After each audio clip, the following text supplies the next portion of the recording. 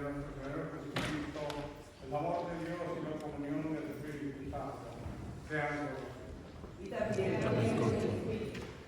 Cantamos en la página 530, el Espíritu, en el libro 2. Página 530.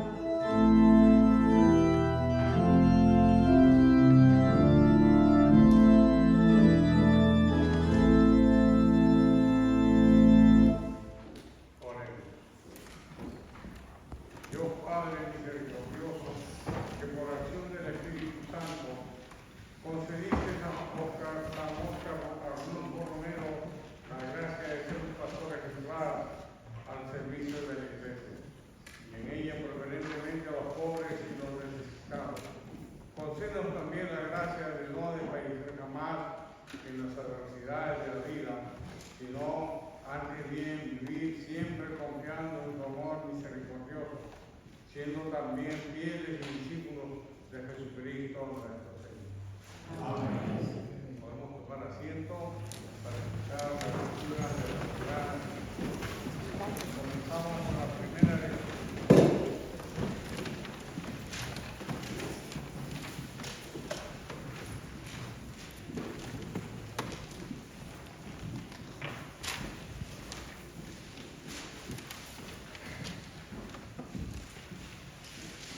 La primera lectura es del libro de Josué, el capítulo 5. Entonces el Señor le dijo a Josué, con esta circuncisión les he quitado la vergüenza de los egipcios. Por esta razón, aquel lugar todavía se llama Gilgal. Los israelitas acamparon en Guayú y el día 14 del mes por la tarde celebraron la Pascua en los llanos de Jericó. Ese mismo día comieron panes sin levadura y trigo tostado, pero al día siguiente comieron ya de lo que la tierra propicia. Desde entonces no volvió a haber maná, así que los israelitas se alimentaron aquel año de lo que producía la tierra de Canaán. Hermanos y hermanas, esta es la palabra de Dios. Te alabamos, Señor. Continuamos con la segunda lectura.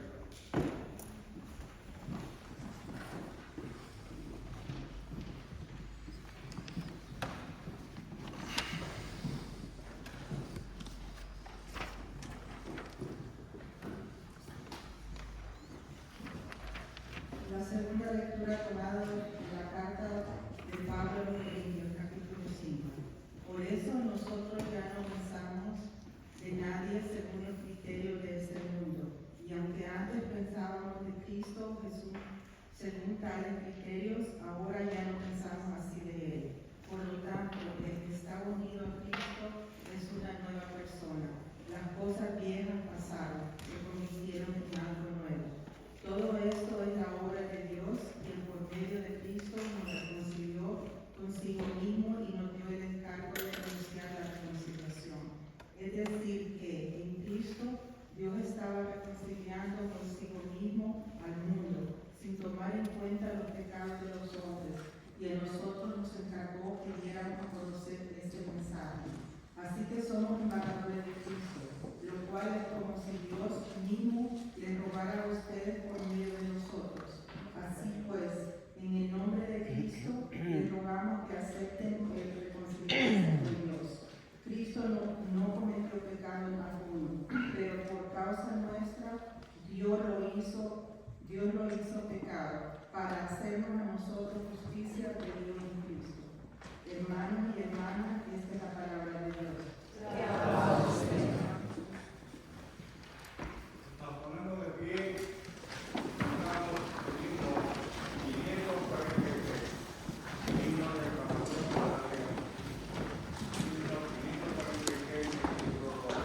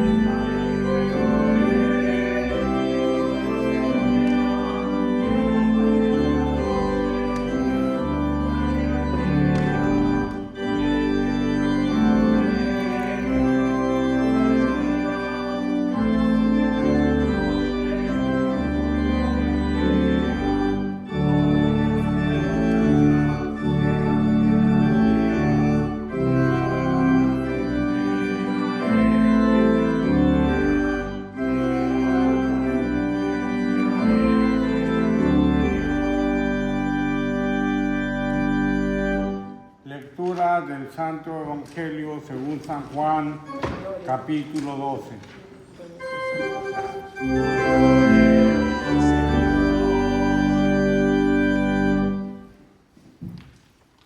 Jesús les dijo entonces: ha llegado la hora en que el Hijo del Hombre va a ser glorificado. Les aseguro que si el grano de trigo al caer en tierra no muere, queda él solo, pero si muere, da abundante cosecha. El que ama su vida la perderá, pero el que desprecie su vida en este mundo la conservará para la vida eterna. Si alguno quiere servirme, que me siga, y donde yo esté, allí estará también el que me siga. Si alguno me sirve, mi Padre lo honrará. El Evangelio del Señor. Estamos en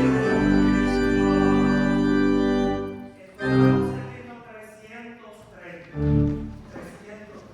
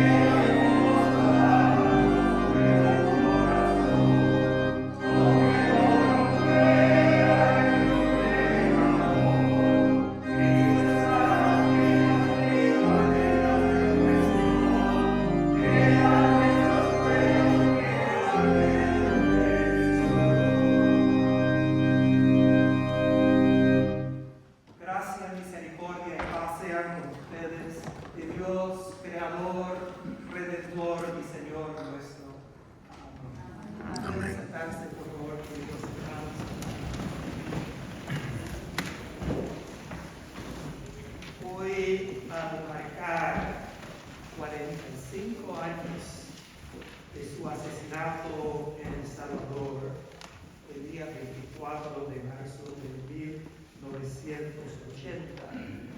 Hoy conmemoramos a Oscar Arnulfo Romero y Galdames, santo y mártir.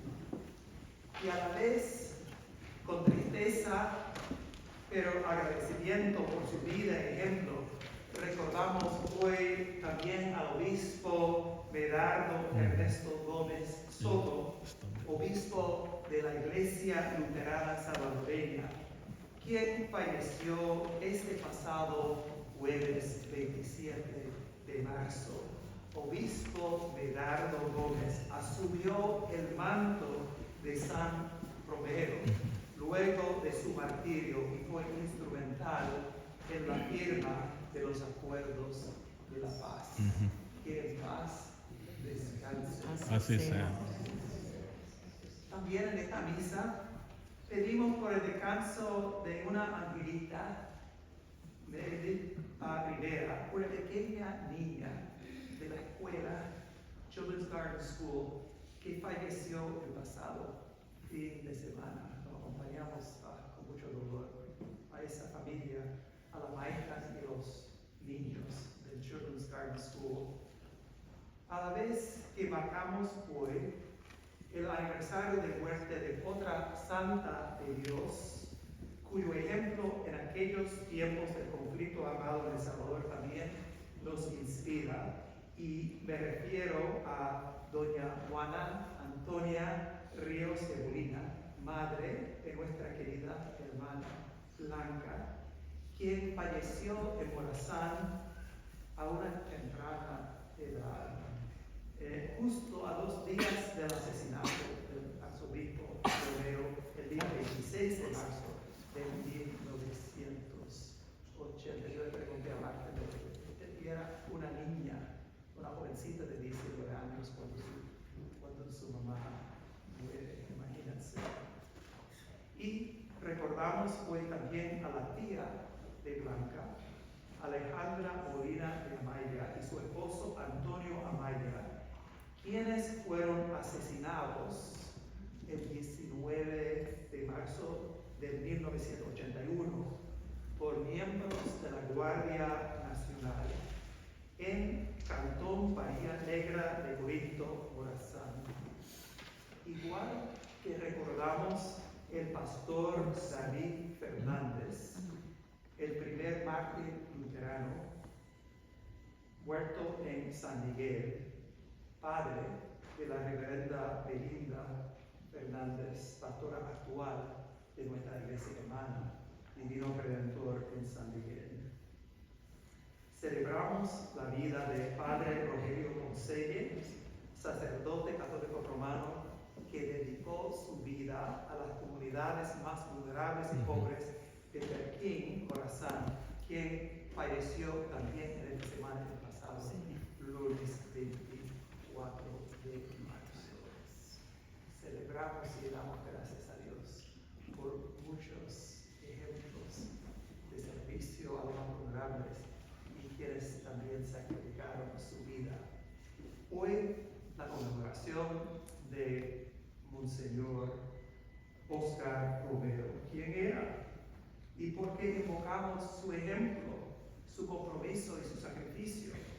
La respuesta es la siguiente: para que las nuevas generaciones, hace 45 años de eso, conozcan su historia y se inspiren por su legado. Y ahora más que nunca, en estos tiempos de violaciones de los derechos humanos, de represión y opresión, tenemos que inspirarnos por los que han llevado la antorcha de la justicia. Oscar Arnulfo Romero y Galdames nació en el año 1917 en el departamento de San Miguel, en El Salvador. Ingresó a la temprana edad de 13 años al Seminario Menor de San Miguel y durante la mayor parte de su sacerdocio fue tranquilo y discreto. Cuando estalló el conflicto armado y la guerra civil, siendo miembro del clero, una clase privilegiada, Nadie esperaba que él tomara el lado de los pobres. De hecho, era un estudioso, un conservador que criticaba los sacerdotes que seguían la línea progresiva de la teología de la liberación, quienes apoyaron a los campesinos y exigían la reforma agraria que los criticaba. Por eso, sus hermanos obispos conservadores apoyaron que fuera nombrado obispo de la arquidiócesis de San Salvador en febrero de 1977. Pero apenas consagrado, Rutilio Grande, su amigo sacerdote, y dos de sus feligreses, quienes defendían los derechos de los campesinos, fueron matados. Matanza que despertó y motivó en Romero un cambio radical. Citando al sacerdote y teólogo John Sobrino, lo que más caracteriza la vida de Romero es el cambio o la conversión por el que él pasó y la conversión a que nos llama a pasar también. Pues desde su prominente puesto se convirtió en profeta y defensor de su pueblo, se convirtió en la conciencia crítica de la nación. Para el año 1980 morían 3.000 personas cada mes en El Salvador, la gran mayoría de las muertes de personas inocentes asesinadas a manos de los escuadrones de la muerte. El 23 de marzo de 1980 habló lo que es muy conocido ya, su discurso como hacía, y era durante la temporada de la Cuaresma. Y tenemos, de hecho, comentaba a mi esposa anoche, en un año estudiamos los mensajes que él daba durante toda la Cuaresma. Pero en ese día 23 de marzo, fecha importante, habló en su programa de Radio Toda Nación, implorando a los soldados que siguieran la ley de Dios por encima de sus órdenes militares de matar a civiles. Dijo: te lo suplico, te lo ruego, os lo ordeno, no mates. En nombre de Dios, cese la represión. Al día siguiente, en el recinto del hospital privado exclusivo de la iglesia en San Salvador, y me han llevado ahí, yo conozco el sitio, desde donde se había hospedado desde que ejercía como capellán de esa institución. Mientras celebraba misa en la capilla, se detuvo un coche y un hombre armado disparó un solo tiro, alcanzando y matando a Romero. Él había dicho, y está inscrito en su tumba: si me matan, resucitaré en el pueblo salvadoreño. Demos testimonio hoy, queridos, que le han matado, pero que ha resucitado en nosotros. Pues en cuanto experimentamos conversión como Él, a lo que es ser discípulo de Cristo, en cuanto caminamos nosotros juntos con los pobres, marginados y desplazados y aterrorizados, San Romero resucita en nosotros. También está escrita en su tumba, y yo soy testigo de eso también, el verso del Evangelio de hoy: te aseguro que si el grano de trigo al caer en tierra no muere, queda en solo, pero si muere, da abundante cosecha. Y Juan el Evangelista añade lo que hemos leído hoy: el que ama su vida la perderá, pero el que desprecia su vida en este mundo la conservará para la vida eterna. Si alguno quiere servirme, que me siga, y donde yo esté, allí estará también el que me sirva. Si alguno me sirve, mi Padre lo honrará. Que nos lleva a otro servidor y santo de Dios, Medardo Ernesto Gómez Soto, también oriundo Arturo de San Miguel nace el 8 de junio de 1945. Formado como ministro en el Seminario Luterano de Habsburgo de la Ciudad de México, regresó a El Salvador en 1972 como responsable de las comunidades luteranas de la ciudad de San Salvador. Como pastor en San Salvador, convirtió una iglesia en la capital de gente de clase media y acomodada en una iglesia comprometida con los campesinos, convirtiendo lo que era el campamento, la iglesia Fe y Esperanza, para la gente de la iglesia recrearse, lo convirtió en un refugio para los desplazados. Participó en experiencias de diálogo ecuménico con el arzobispo Romero entre 1977 y 1980. Y después del asesinato del arzobispo Romero, promovió primero que su muerte fuese cultivada por las comunidades luteranas a nivel internacional. Y he estado mirando por los saludos de todas las entidades de todas las religiones cristianas, reconociendo la gran pérdida con su muerte. En la década de los 80, el obispo Medardo sufrió muchas amenazas por parte de los escuadrones de la muerte. En el 83 fue detenido y torturado, pero persistió. Se exilió en un par de ocasiones por breve tiempo, pero siempre regresó.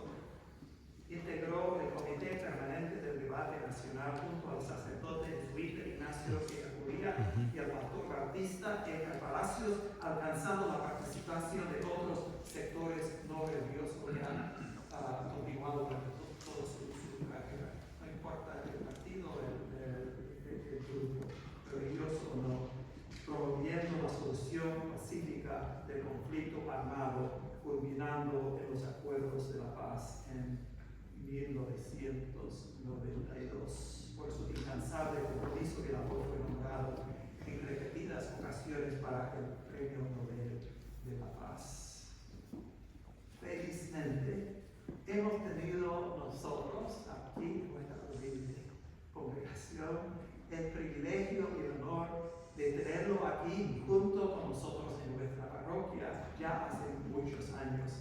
Luego me concedió el privilegio de acompañarlo en El Salvador, dándome a mí participación mientras bautizaba y confirmaba en las iglesias ahí en las zonas rurales, partiendo pan, acompañándole cuando recibía en San Salvador a hombres y mujeres de la calle. Todo el mundo acudía, pues sabía que había una presencia, una iglesia que no despreciaba, sino abrazaba a todos por igual. Y inclusive me invitó a predicar en la catedral de Sig, como la llamaban, pues construyó una iglesia no de plata y oro, sino de acompañamiento a los pobres y marginados. Una iglesia que hoy día cuenta con 45 pastores y 55 congregaciones alrededor de todo el país.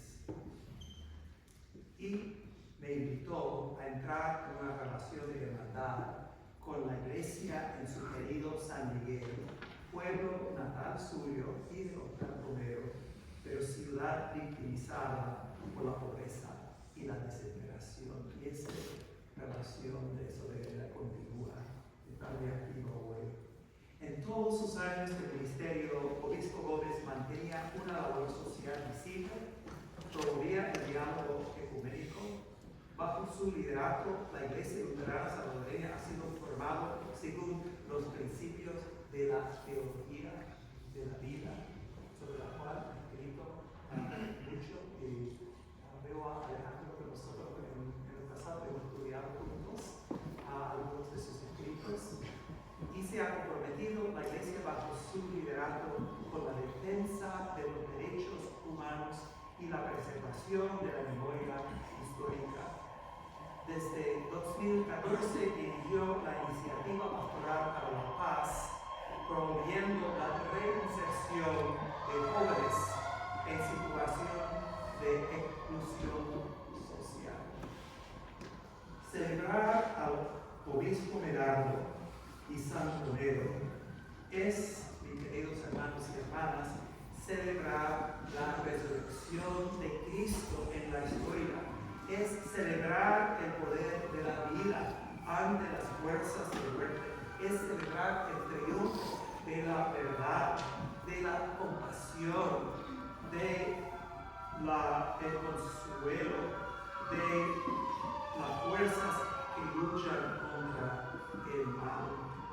El espíritu y el testimonio de Monseñor Romero siguen vivos en nosotros aún, a pesar de que lo mataron 45 años atrás.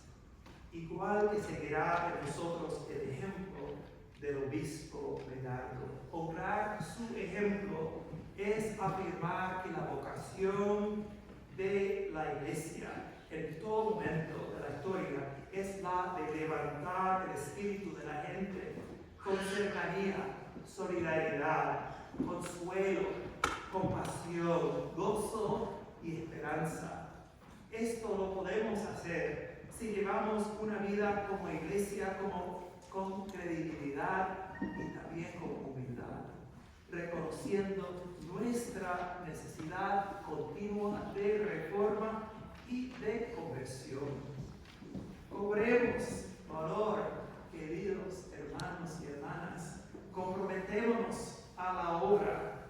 El espíritu de los santos y de los mártires, el espíritu de Cristo resucitado está en medio de su pueblo.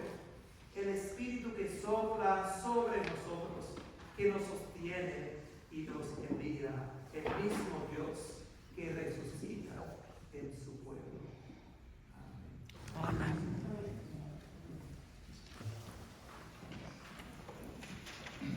De vez en cuando, dar un paso atrás nos ayuda a tomar una perspectiva mejor. El reino no solo está más allá de nuestros esfuerzos, sino incluso más allá de nuestra visión. Durante nuestra vida, solo realizamos una minúscula parte de esa magnífica empresa que es la obra de Dios. Nada de lo que hacemos está acabado, lo que significa que el reino siempre está ante nosotros.